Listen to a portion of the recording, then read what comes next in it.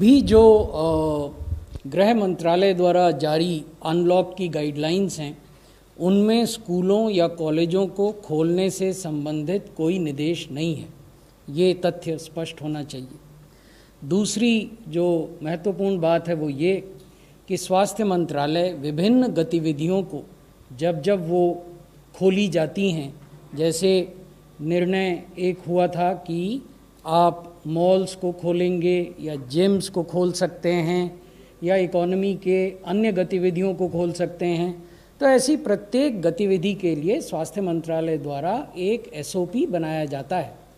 तो इसी प्रकार का एसओपी जब भी कभी शैक्षणिक संस्थाओं को खोलने का निर्णय होता है तो वो एसओपी फिर प्रभाव में आएगा और उसको इम्प्लीमेंट किया जाना होगा। 22. My question is to DG ICMR. Sir, various sero studies have come up so far, from Delhi where we are told about 28% to Pune where we are told about 51% sero prevalence. Is ICMR aware how many of these sero surveys are now following up with studying neutralizing antibodies, which will actually tell us what was the prevalence of immunity? And my second question is, ICMR also did one round of sero survey at few places, and it was long back. Are those findings published in any paper yet? If not, why, and when can we expect them to be published? Yes, I'll answer the second question first. The ICMR sero survey is in its publication in process.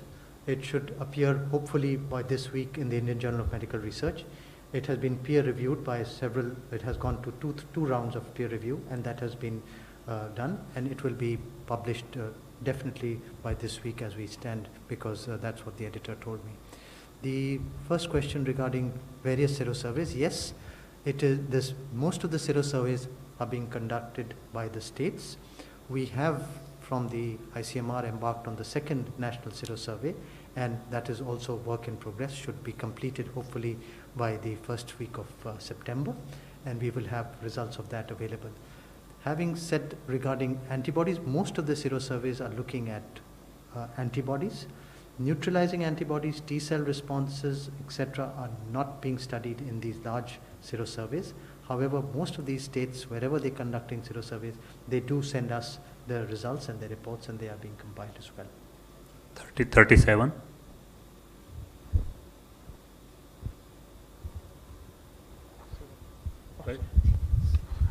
Sir, मैं अशोक हूँ NI से। मेरा सवाल ये है कि corona के जो तीनों वैक्सीन हैं उनके स्टेटस क्या है और वो तीनों कौन से स्टेज पे हैं। दूसरा सवाल ये है कि क्या हम लोगों ने कुछ ऐसा नियम बनाया है कि जो अभी इंटरनेशनल फ्लायर हैं वो बिना आरटीपीसीआर टेस्ट कराए वो फ्लाई कर सकते हैं। कोरोना वैक्सीन जैसे कि मालूम है कि 3 वैक्सीन्स इस समय भारत में कुछ थोड़ा आगे बढ़ सकी हैं, और 3 और वैक्सीन्स हैं जो प्री क्लिनिकल स्टेज में हैंगी। जो 3 जो आगे बढ़ चुकी हैं उसमें सीरम इंस्टीट्यूट वाली वैक्सीन है जो फेज़ 2B और 3 की स्टेज में चली गई है, शुरू हो गई है, और जिसमें 1700 मरीज़ों को स्टडी किया जाएगा। और दूसरी भारत बायोटेक की वैक्सीन है जो फेज़ 1 की स्टडी में 375 मरीज़ को कंप्लीट कर चुकी है और सेकेंड फेज़ शुरू करेगी। और तीसरी जाइडस कैडिला की है जिसमें कोई फेज़ 1 की कंप्लीट हुई है उनकी, कोई 45 या 50 मरीज़ की, और सेकेंड फेज़ उनकी शुरू होने वाली है। तो ये पोजीशन है। और शुरू होने वाले इसमें फेजेज़ में आप लोग को ये समझना ज़रूरी है कि पहले 1 डोज वैक्सीन की मिलती है, क्योंकि ये हमेशा 2 डोज वैक्सीन है। तो पहले 1 डोज मिलेगी, उसके 14 दिन या 28 दिन बाद दूसरी डोज मिलेगी, और उसके बाद कम से कम 2 हफ्ते के बाद उनकी एंटीबॉडी रिस्पांस, या 4 हफ्ते के बाद एंटीबॉडी रिस्पांस देखी जाती है ब्लड में कि एंटीबॉडीज पैदा हुए या नहीं पैदा हुए। 10.